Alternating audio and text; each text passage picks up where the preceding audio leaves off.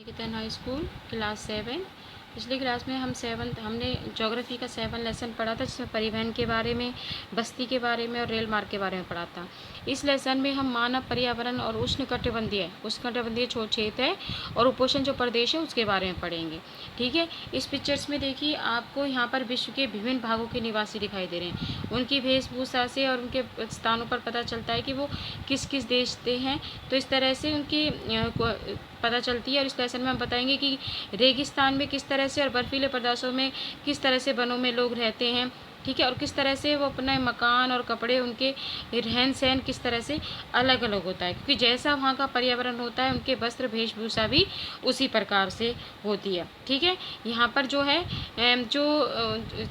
एक लड़की है रेणुका नाम की, जो कि अपने चाचा श्रीकांत, ठीक है, जो आज 4 महीने के बाद घर पर आए हैं। और उनके बीच जो वन्य जीव फोटोग्राफर हैं, उन्होंने बहुत यात्रा की, तो उसमें अलग अलग तरह के फ़ोटो हैं, उनके बारे में है।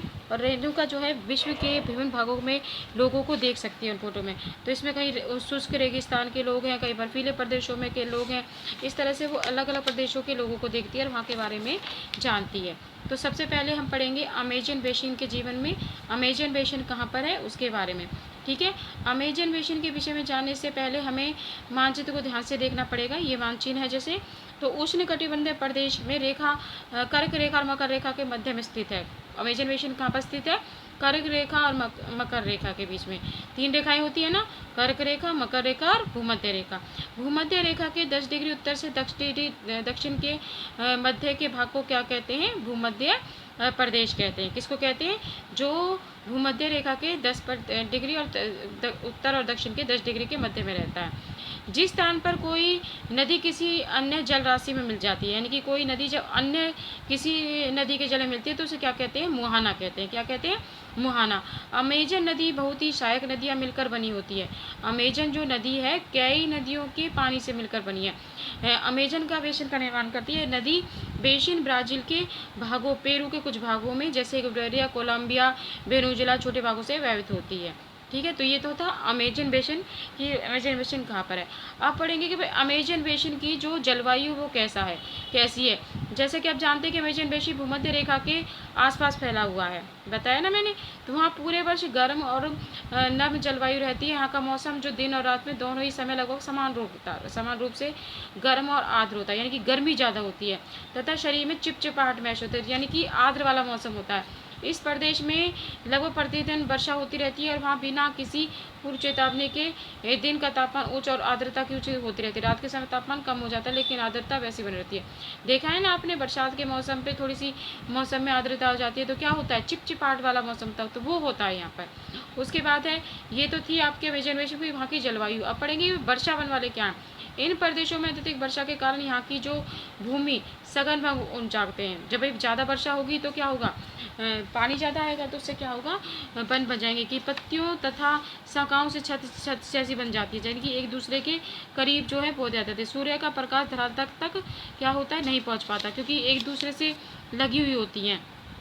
यहाँ की भूमि प्रकाश रहित होती है, यानी कि इतनी रोशनी नहीं मिलती। दोनों जो पेड़ पौधे होते हैं एक दूसरे से मिले हुए रहते हैं। छाया पड़ने की क्षमता हो जाती है। परजीवी पौधों के रूप में यहाँ पर आक्रिट और ब्रोमियाट के पैदा होते हैं। वर्षा वन में प्राणी जाति की प्रचुरता रहती है, जैसे टूकन, गुंजन पक्षी, रंगीन पक्षी तौर पर भोजन के लिए बड़ी चोंच वाले भिन्न पर पाए जाते हैं। तो क्वेश्चन आता है कि भाई वर्षा वन में कौन कौन से वो मिलते हैं, पक्षी जीव जाति मिलते हैं। तो ये आएगा जैसे टुकन, गुंजन पक्षी, रंगीन पक्षी और पक्षी भोजन के लिए बड़ी चोंच वाले पक्षी ये मिलते हैं।